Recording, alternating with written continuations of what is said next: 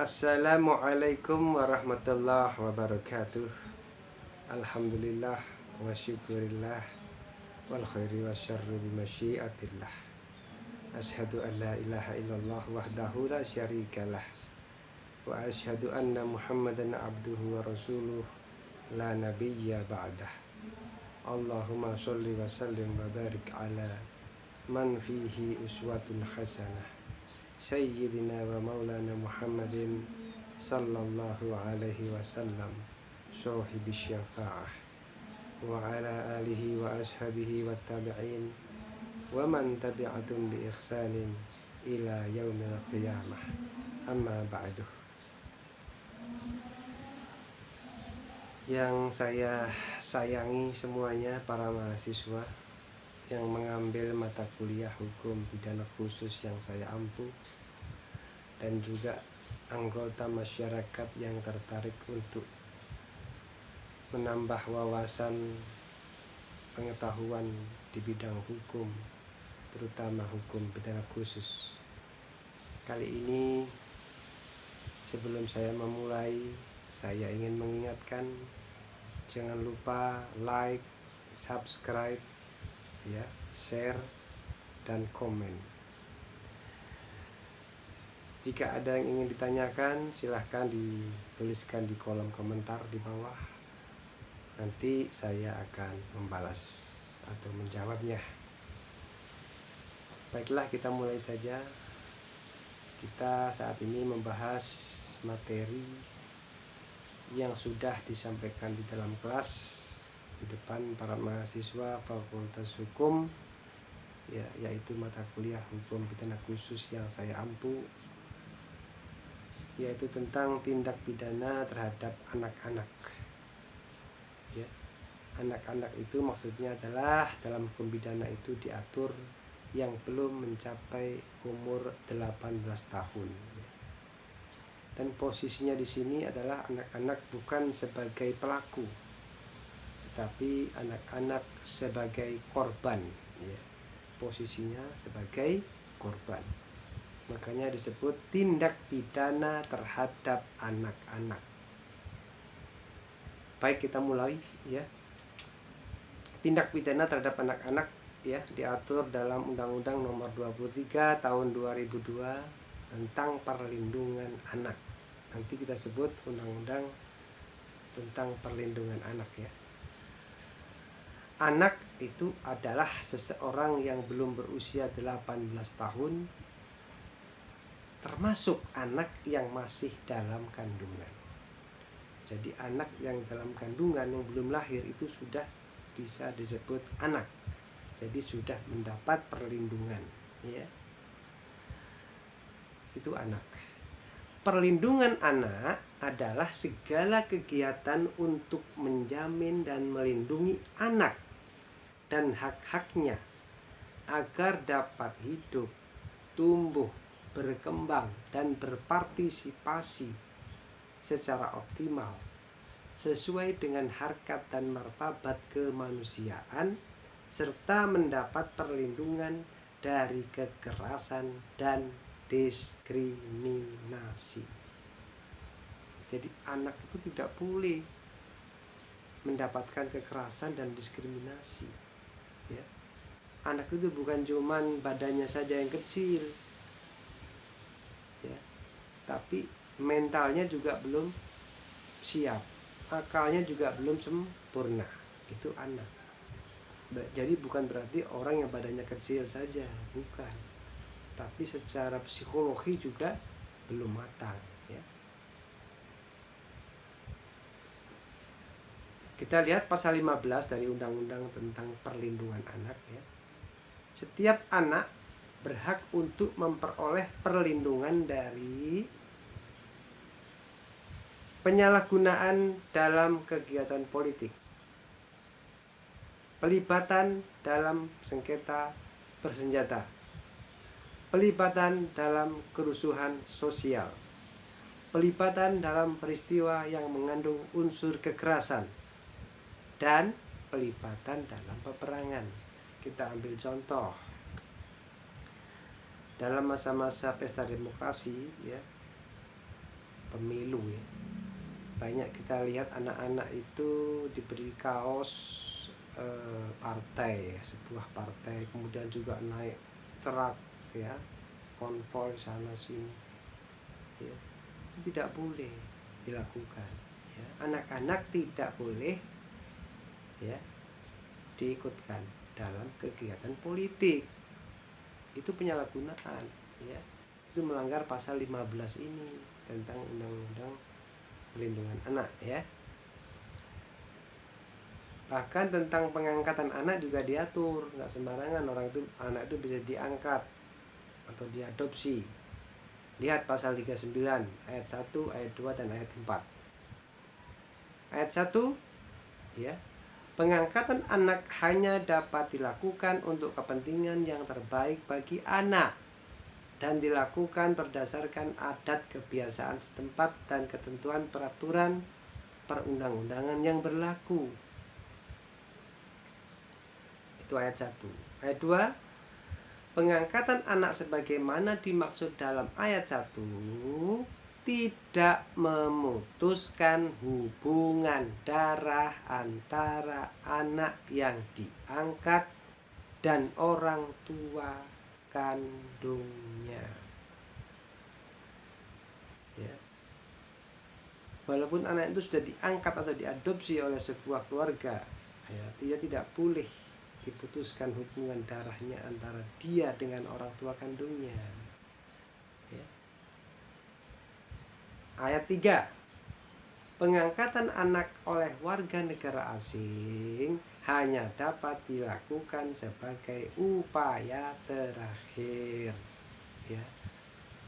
Kalau masih bisa ya diambil upaya lainnya dulu. Mungkin ada orang Indonesia yang mau mengadopsinya, ya didahulukan orang Indonesia dulu. Kalau tidak ada ya terpaksa, namanya upaya terakhir ya bisa juga ditempuh. Pasal 59 Undang-Undang tentang Perlindungan Anak ya, mengatur tentang kewajiban dan tanggung jawab pemerintah dan lembaga negara lainnya untuk memberikan perlindungan khusus kepada anak dalam situasi darurat, anak yang berhadapan dengan hukum, anak dari kelompok minoritas dan terisolasi, anak tereksploitasi secara ekonomi dan atau seksual, anak yang diperdagangkan, anak yang menjadi korban penyalahgunaan narkotika, alkohol, psikotropika dan zat adiktif lainnya atau nafsa ya. Nafsa itu narkotika, alkohol, psikotropika dan zat adiktif lainnya, disingkat nafsa.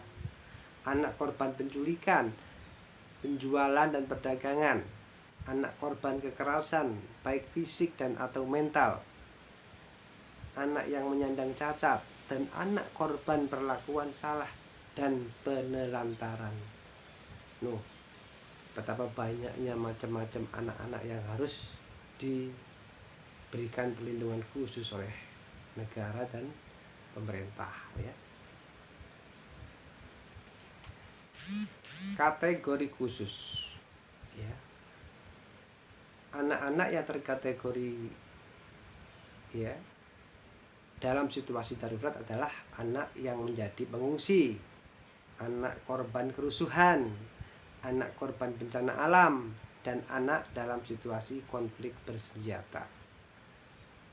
Kalau terjadi peperangan atau kerusuhan, itu anak-anak itu yang tidak tahu apa-apa itu ya berada dalam situasi darurat, namanya terkategori khusus.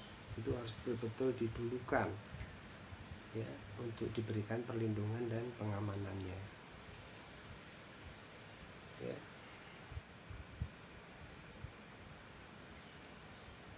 Pasal 77 ya, Undang-Undang tentang Perlindungan Anak ya. Setiap orang yang dengan sengaja melakukan tindakan diskriminasi terhadap anak yang mengakibatkan anak mengalami kerugian baik material maupun moral sehingga menghambat fungsi sosialnya, atau penelantaran terhadap anak yang mengakibatkan anak mengalami sakit atau penderitaan baik fisik, mental maupun sosial dipidana dengan pidana penjara paling lama 5 tahun dan atau denda paling banyak 100 juta rupiah. Itu pasal 77. Pasal 78 ya, setiap orang yang mengetahui dan sengaja membiarkan anak dalam situasi darurat sebagaimana dimaksud dalam pasal 60, anak yang berhadapan dengan hukum, anak dari kelompok minoritas dan terisolasi, anak yang tereksploitasi secara ekonomi dan atau seksual, anak yang diperdagangkan, anak yang menjadi korban penyalahgunaan nafza, tadi nafza ya, narkotika, alkohol, psikotropika dan zat adiktif lainnya ya. Anak korban penculikan, anak korban perdagangan, atau anak korban kekerasan sebagaimana dimaksud dalam pasal 59, padahal anak tersebut memerlukan pertolongan dan harus dibantu, dipidana dengan pidana penjara paling lama 5 tahun dan atau denda paling banyak 100 juta rupiah. Jangan dibiarkan kalau anak ya yang mengalami keadaan-keadaan seperti yang tadi disampaikan tadi, yang perlu ditolong tapi dibiarkan saja, itu ada hukumannya, ada pidananya. Anak yang perlu ditolong tapi tidak ditolong, padahal memenuhi kriteria seperti yang tadi disebutkan ya. Sekarang sudah tahu kalau ada kayak gitu harus ditolong ya, jangan dibiarkan saja. Pasal 79, setiap orang yang melakukan pengangkatan anak yang bertentangan dengan ketentuan sebagaimana dimaksud dalam pasal 39 ayat 1, ayat 2 dan ayat 4 yang tadi itu ya, dipidana dengan pidana penjara paling lama 5 tahun dan atau denda paling banyak 100 juta rupiah. Pasal 80, setiap orang, ayat 1 ya, setiap orang yang melakukan kekejaman, kekerasan atau ancaman kekerasan atau penganiayaan terhadap anak dipidana dengan pidana penjara paling lama 3 tahun 6 bulan atau denda paling banyak 72 juta rupiah. Ayat 2, dalam hal anak sebagaimana dimaksud dalam ayat 1 luka berat, maka pelaku dipidana dengan pidana penjara paling lama 5 tahun dan atau denda paling banyak 100 juta rupiah. Jadi ada pemberatan kalau ada akibat luka berat ya. Ayat 3, dalam hal anak sebagaimana dimaksud dalam ayat 2 mati, maka pelaku dipidana dengan pidana penjara paling lama 10 tahun dan atau denda paling banyak 200 juta rupiah. Jadi kalau mati hukumannya meningkat ya. Jadi ada pemberatan kalau akibatnya mati.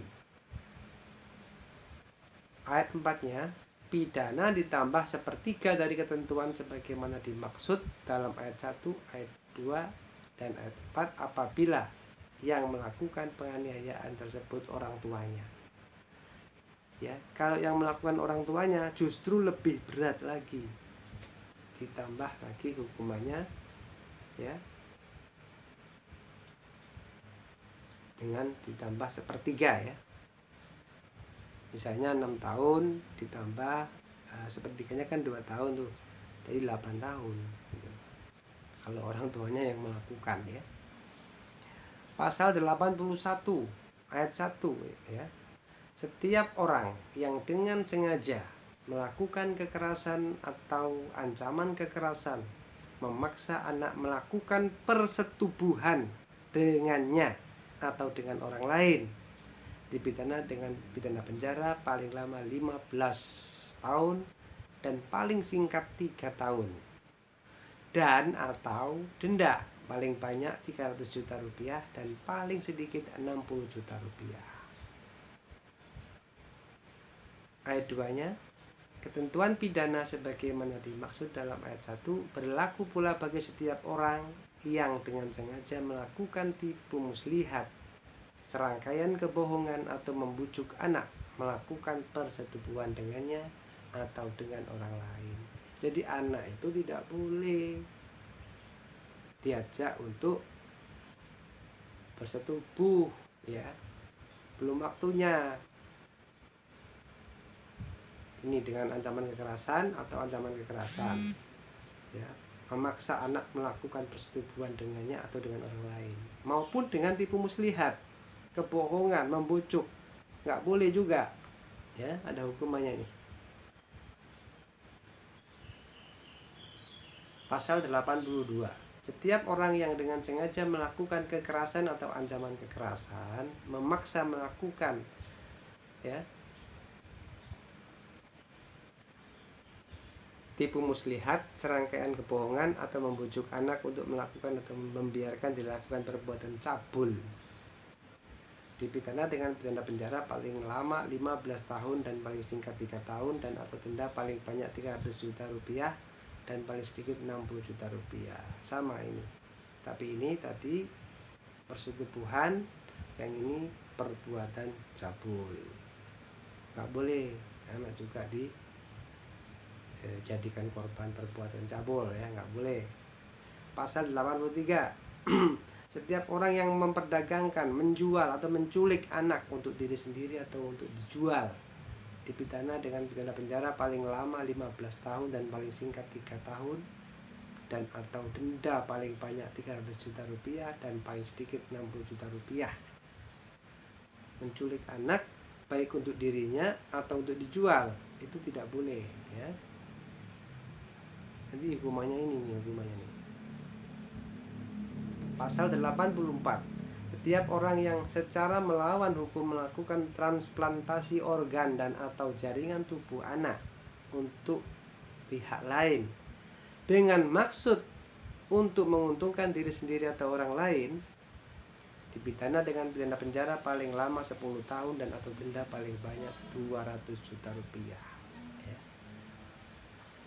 Jadi transplantasi organ dan atau jaringan tubuh anak untuk pihak lain itu nggak boleh, ya, dilakukan secara melawan hukum yang tujuannya untuk menguntungkan diri sendiri, biasanya dikomersilkan nih. Apa itu transplantasi? Itu harus tahu, ya.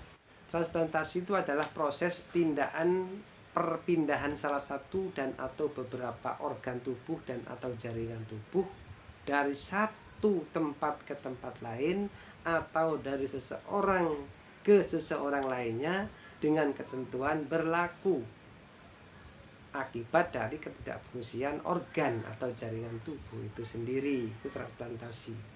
Transplantasi organ adalah operasi untuk memindahkan organ sehat dari seorang pendonor untuk ditransplantasikan ke orang lain atau penerima yang mengalami kerusakan organ.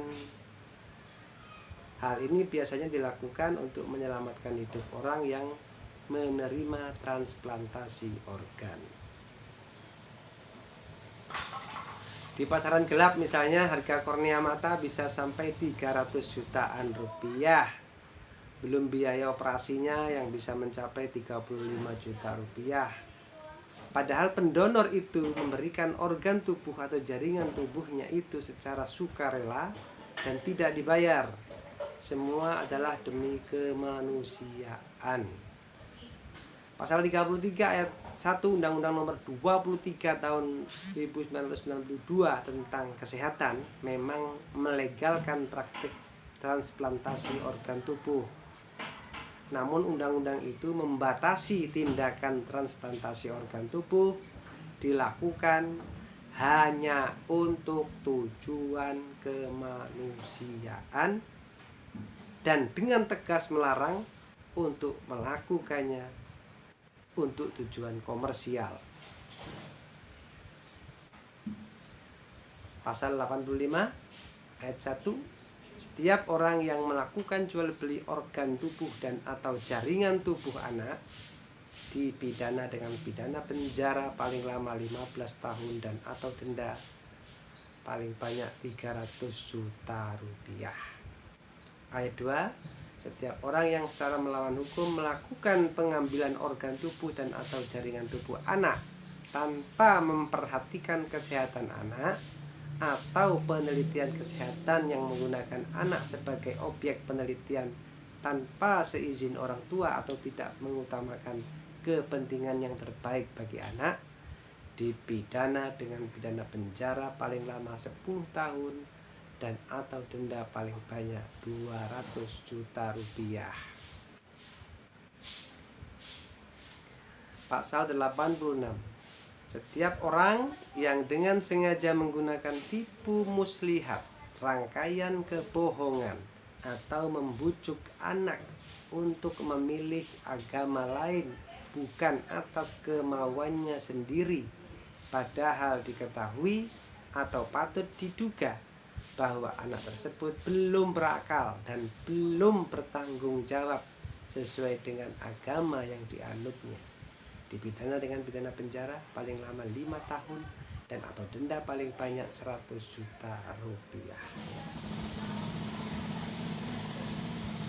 Pasal 87, setiap orang yang secara melawan hukum merekrut atau memperalat anak untuk kepentingan militer sebagaimana dimaksud dalam pasal 63 atau penyalahgunaan dalam kegiatan politik atau pelibatan dalam sengketa bersenjata atau pelibatan dalam kerusuhan sosial atau pelibatan dalam peristiwa yang mengandung unsur kekerasan atau pelibatan dalam peperangan sebagaimana dimaksud dalam pasal 15, dipidana dengan pidana penjara paling lama 5 tahun dan atau denda paling banyak 200 juta rupiah.